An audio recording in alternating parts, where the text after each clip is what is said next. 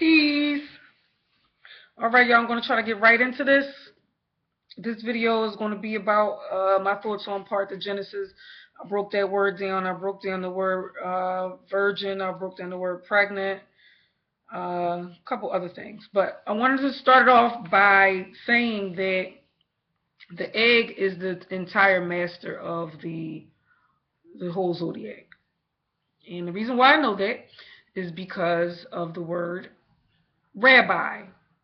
The word rabbi means master. And the word master is the 13 stars, which is the entire zodiac. Okay? Because M is the 13th letter of the alphabet, and Aster means star. So rabbi means master. Rabbit is the symbol of fertilization. Rabbits in the hieroglyphics, the transliteration or the letters that it gave it is un, O-O-O-O-N, which means egg. Un means egg in Greek.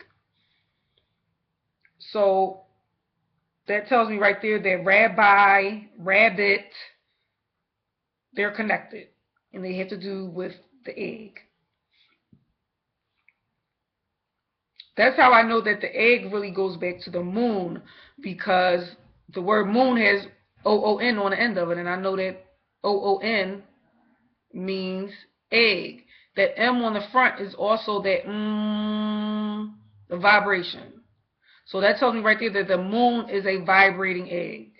Okay? Which confirms what Dr. Blair said about how it is really vibration that is causing an egg to go into meiosis, which meiosis means to divide the egg or to divide a cell. Okay? Which I'm going to get more into confirming that he said it's really vibration that is causing meiosis to start.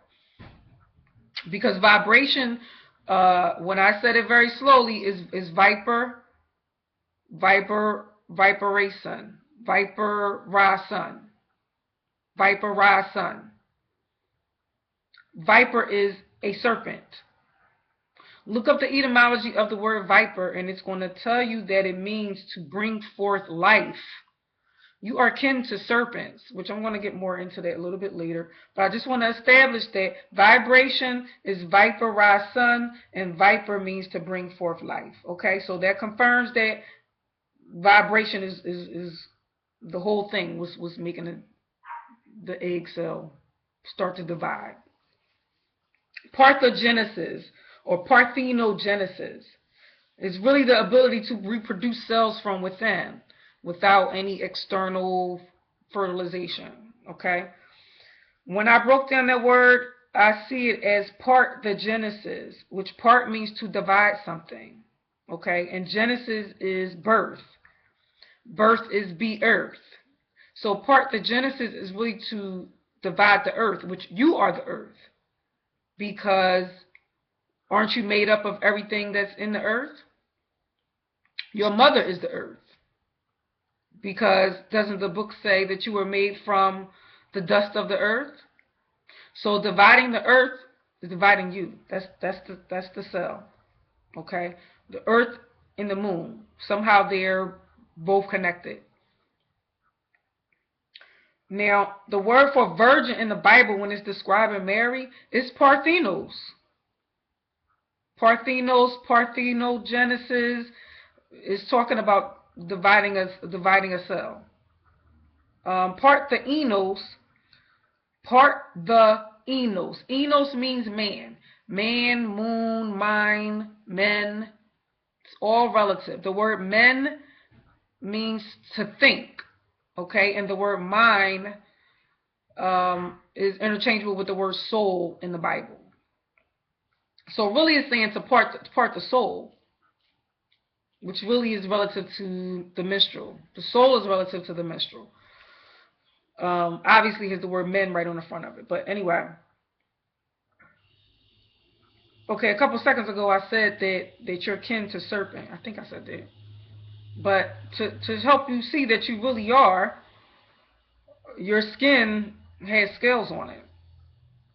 The word skin itself is telling you that you're kin to serpent, because when you see that S on there, it's S on the front.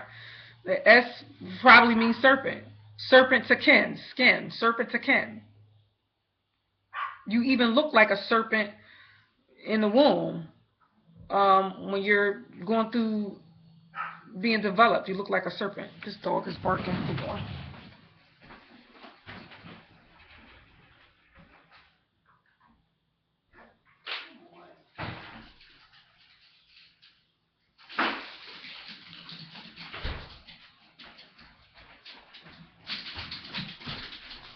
Sorry, y'all.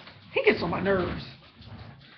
All right. So the other thing about the serpent is that a woman, she's able to shed her lining in her uterus sheds every month, and it grows back. So that's doing the same thing that a serpent does. Okay, the serpent goes back to the woman because the serpent is wise. Remember, the serpent was said to be the wisest that the Elohim made, and the wisdom is an attribute of a woman in the Bible. When the Bible talks about wisdom, it says she. So the serpent is going back to the woman. Even when you look at that word meiosis, I see Moses and Isis right in it. Which Isis is really a double S, which is a double serpent. We're talking about genetics, the double helix. Okay. Now, what I find interesting is that I hear a lot of people, particularly men, do this. They'll say that we could do all of this stuff with our mind. We could heal our own selves, and we should be, trying to speak to each other telepathically, and they'll talk about astral projection. But as soon as I bring up Parthenogenesis, it's like, no, you can't do that, though. You can't do that. Your mind is not that powerful. Well, I actually think that it was. Maybe not today because it has to do with vibrating your cells. But to help me confirm that my belief that we could do it, I watched the movie Carrie. And Carrie is about the menstrual cycle. She got her menstrual 5 minutes into the movie. All that blood coming on her and all that has to do with the menstrual cycle. I could really get into what the movie was about, but anyway, particularly in the movie Carrie, she had the ability to move things with her mind, which is called telekinesis. Okay? Now, a G became a K, or a K became a G. I always get those mixed up. Either way, they have the same sound. So telekinesis could also be telegenesis, which what would that mean? To be able to birth from afar. If telekinesis means to move things with your mind, then is telegenesis being able to impregnate yourself through your mind? Be able to move your cells through your mind? Genesis means to birth something. You could think about that. Now, when I said earlier that the menstrual is relative to the soul, I'm going to tell you how the entire Bible is really about the menstrual. Because menstrual is men's trial. That's what I hear anyway. Men's trial. A trial is a test. So it's a test of men. A men's test. A testament. Testament. Not to mention that word amen is right in there. So that's what a menstrual is. Menstrual has to do with the soul, okay? Now, the word pregnancy. A man is not getting a woman pregnant. She is already pregnant. Pregnancy is pre-egg Nancy, meaning before the egg. The pre-egg, which is really talking about the follicle. But Nancy is Anaki. We're talking about the Anaki. But a Nancy also means, the etymology of it is a feminine man, which will be a woman. A woman is a feminine man. So it's the pre-egg that's in the feminine man. The pre-egg is a follicle. This is why you need to study embryology if you really want to know what's going on in the womb and what's going on with the menstrual cycle. But it's the follicle, okay? Why is that important to know? Because follicle relative to the word folly, and folly is relative to the word fool, and fool means Orion. Yes, Orion, the star constellation. In the Bible, the word Orion means fool. Now, Orion is really going back to heaven, because in Greek, Uranus, which is really Orion. But Orion is urine, has the same sound. Urine is not pee. The etymology of urine actually means water and milk, which is going back to the mother, because the mother is milk and the mother is water. Or if you flip that W around, it's matter, mother. So obviously, that's going back to the mother. All right. There are two species, well, three, including the serpent. A serpent can reproduce through parthenogenesis. Ants can also do it. Bees can also do it. I want you to consider that the word pregnant, ant is right on the end of the word pregnant. Okay? And the Anunnaki, which I broke down that before already, were called a tribe of giants. Orion was also called, or in the Bible dictionary describes Orion as a giant. So obviously ant have to do with birth. The thing about ants is that they go through this stage when they go through the stage of reproduction, one of the stages is larva. Look up the etymology of the word larva, and it actually means ghost. Holy Ghost, maybe? Holy is going back to the woman. She's a whole. Okay? But that word larva is also connected to the word nymph, which a nymph in the Bible is the bride or the bridegroom.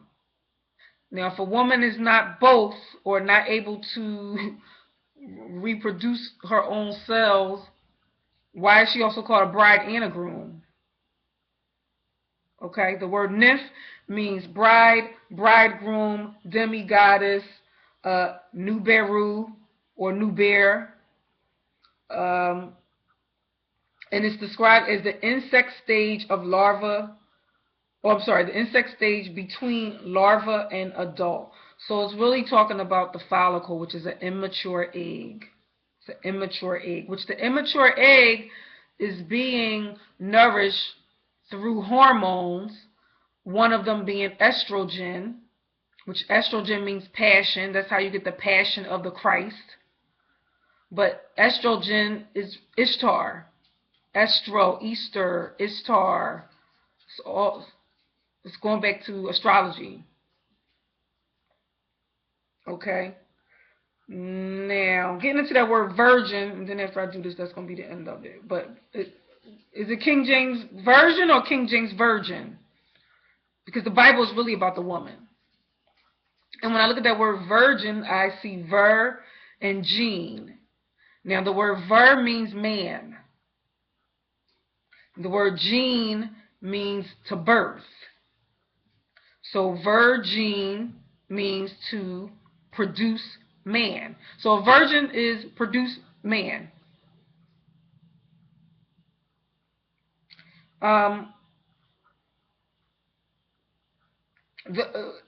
In the older Bible, Adam named Eve Virago.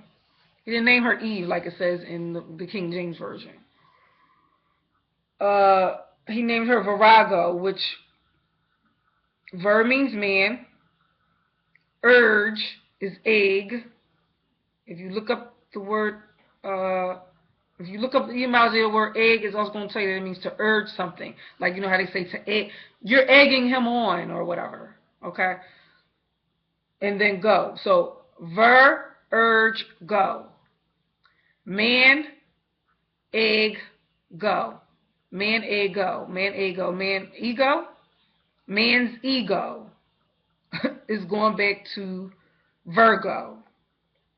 And Virgo is obviously connected to Virgin. Okay? So I think I'm going to close that here. I laid a lot of foundation down.